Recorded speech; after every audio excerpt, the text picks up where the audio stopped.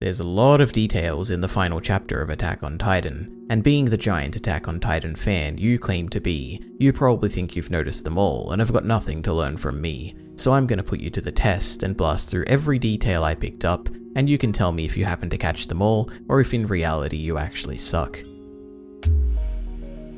The chapter opens with a conversation between Armin and Eren that doesn't take place after the events of the previous chapter. Their conversation actually happens right after the famous Freedom panel in chapter 131, when Eren, eager to get his friend's confirmation that they've truly achieved their childhood dream of freedom, drags a bloodstained Armin into paths, and so begins the conversation withheld until the final chapter. Eren and Armin don't just appear as kids for no reason, and the place that this conversation happens at isn't just a random location inside the walls. It's the exact patch of grass where Armin showed Eren his book about the outside world all those years ago. I like to call this Eren's most precious memory, appearing in chapters 4, 10, 14, 73, 120, 131, and probably a bunch of others. It's the place he would go to stare at clouds as a kid, the place where he first learned about the outside world from Armin's book, and the place where he first became aware of his innate desire for freedom. And now in the final chapter, he returns to it one final time. As the chapter goes on, Eren and Armin, via Eren's control over paths, explore the places where they had always vowed to explore as kids. Burning waters, lands of ice, and a giant saltwater lake called the sea. And not only do they visit these places, but they both grow up as the conversation goes on. And on arriving at the sea, they are standing apart from each other, symbolizing the distance that grew between them ever since the return to Shiganshina arc, and learning about society outside the walls. We get a few panels of the day that Eren received his name from Grisha. We're also shown that on that same day, Grisha told baby Eren that he is free, suggesting that Eren's desire for freedom may have been ingrained in him since birth. This isn't so much of a detail as it is an interpretation, so the real detail is actually concerning this panel right here. So the final chapter of Attack on Titan came out on the 8th of April 2021, but almost 3 years earlier, Isayama had already drawn this panel, with it being shown in a 2018 documentary where the narrator claimed that this was the final scene that Isayama envisioned for the entire manga. And 3 years later, the panel finally shows up in chapter 139, but doesn't end up being the final panel. But it certainly is important, highlighting the ironic oxymoron of Eren being a slave since birth to the pursuit of freedom. The anime also seems to agree as to the importance of this panel, introducing it much earlier in the story, in the Season 4 episode, Memories of the Future. While talking with Eren, Armin finds the shell that he originally found at their first time at the sea in chapter 90, the shell that symbolized the rift that had developed between he and Eren. In chapter 90, Eren ignores Armin's excitement about the shell, but in 139, Armin offers it to Eren and he accepts it, with a sad and regretful expression, as though he regretted having not accepted it those many years ago. In essence, the passing over of this shell shows that these two friends have come to finally understand each other once more.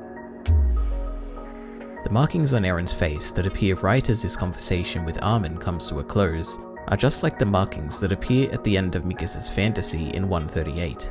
This suggests that the fantasy was no fantasy at all, and was caused by Eren dragging Mikasa into a paths vision like he did to Armin in 131.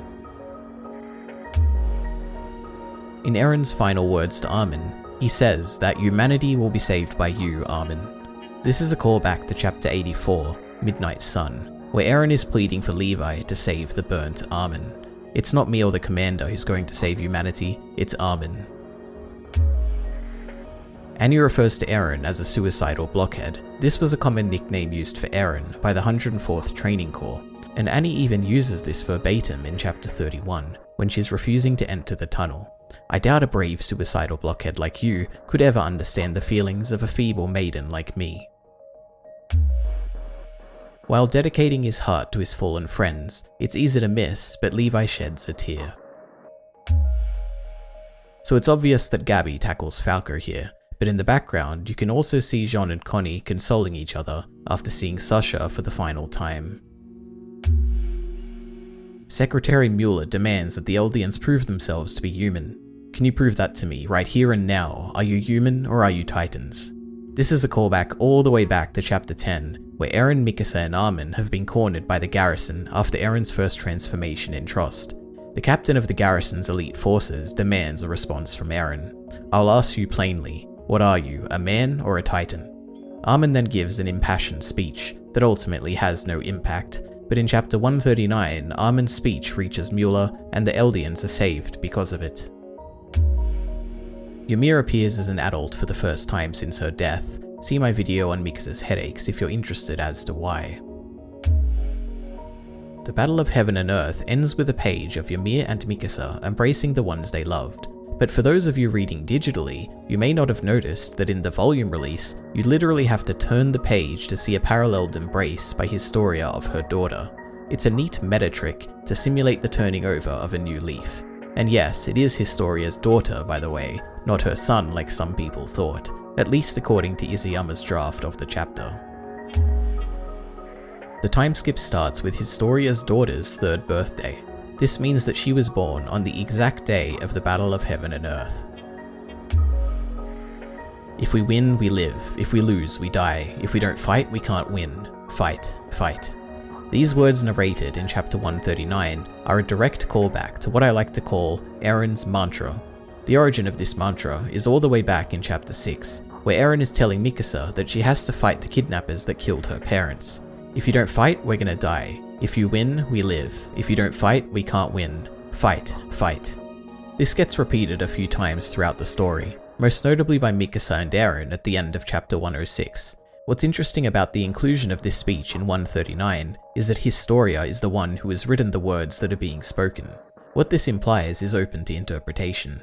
Perhaps she heard this from Mikasa, perhaps from Eren himself, or perhaps it became a common mantra on Paradis following the Jaegerist uprising. The narration wrapping up the story post-time skip is done by Armin reading out Historia's letter.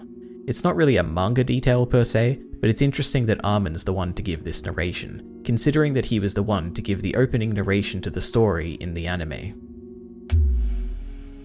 The podium hosting the new Paradis military insignia was actually shown back at Historia's coronation, with an essentially identical framing, and even the way the crowd is drawn being extremely similar. There's even a shot of the reporters and Fledgel Reeves in both cases. And what's interesting is that Historia's coronation takes place in chapter 69, literally the halfway point in the entire 139 chapter story of Attack on Titan. The pendulum has done one complete cycle. At the halfway point in the story, we were the ones doing the replacing, and now, right at the end, we've become the ones that were replaced.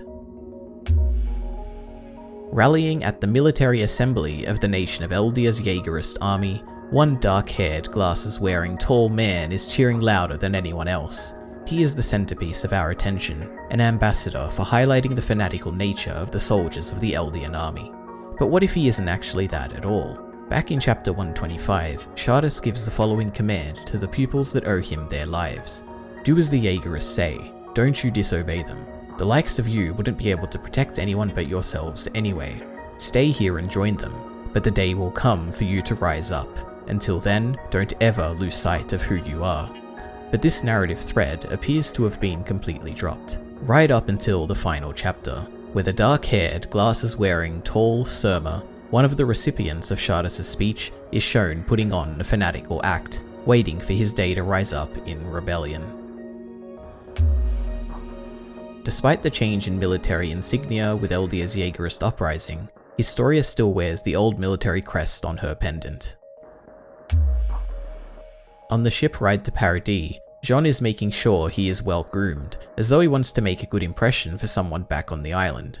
Perhaps he has no one in particular in mind, or perhaps he's thinking of the woman from his dream in 127, a dark-haired woman with a scar under her right eye, a person he has had a crush on since first setting eyes on them. Perhaps he's hoping that one day he could even share his life with that person, having a child or even an extended family. Perhaps this, perhaps that, I guess we'll never know for sure. Gabby and Falco wheel around Uncle Levi, being led by Onyonkopon, as they look around in awe of their surroundings. The architecture of this city appears similar to one of the cities shown in chapter 134, and if Izuyama's draft of chapter 139 is to be believed, this location is in fact Onyonkopon's homeland. Knowing this adds a new light to Onyonkopon's look in these panels, as though he's looking back at Gabby and Falco to see them in awe of the place he calls home. Written language on Paradis is upside down Japanese katakana, so if you turn Eren's grave upside down, boldify the katakana, convert them to hiragana, and translate the message into English, you get something along the lines of the following. Here forever, drifting asleep, my beloved, 854. It's a cute reference to Eren always falling asleep under the tree on that hill when he was younger. If you're interested in finding out more, check the description for the earliest translation I could find by Twitter user Kazumikasa, as well as a more detailed breakdown of the translation possibilities by Reddit user Evescape. Mikasa is looking at Shiganshina while sitting at the tree on that hill. You can see the crumbled walls that are yet to be removed, even 3 years after the rumbling. With 2 dead parents and a splitting headache, a young girl lies on a cabin floor, cold, alone, and completely empty, until a young boy helps her move on by tugging on her scarf. Many years later, alone once more, sitting under a familiar tree casting a familiar shadow, yet another firm tug of her scarf reminds her of the young boy who gave her the strength to move on those many years ago. He may be gone now, but she will forever be thankful for what he did for her. This final scene is a callback all the way back to Chapter 6, and is a perfect way to end the main story of Attack on Titan. For a deeper dive into this, check out Kyle Entertainment's tentative ending video, linked in the description.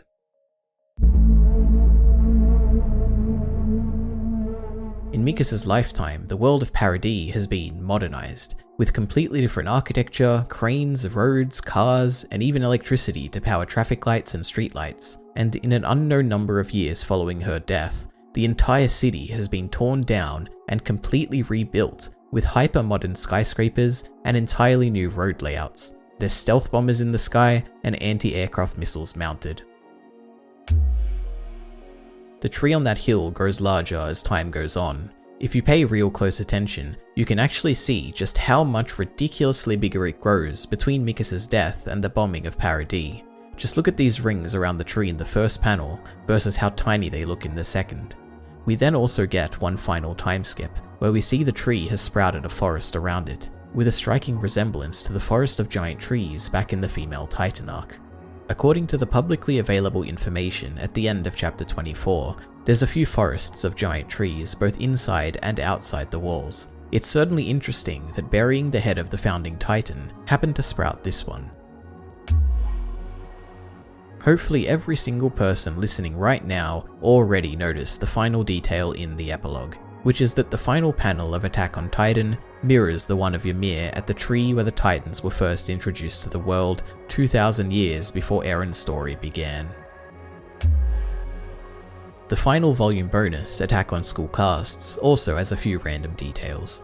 In volume 28, Marco takes his hand off the Ouija board and as a result gets possessed by the devil. And now he's seen sleeping in the background of the cinema while occult lover Mikasa, otaku Armin, and nothing in particular Eren are eating from Colossal Titan branded popcorn boxes, watching the final chapter of the historical fiction series that is Attack on Titan.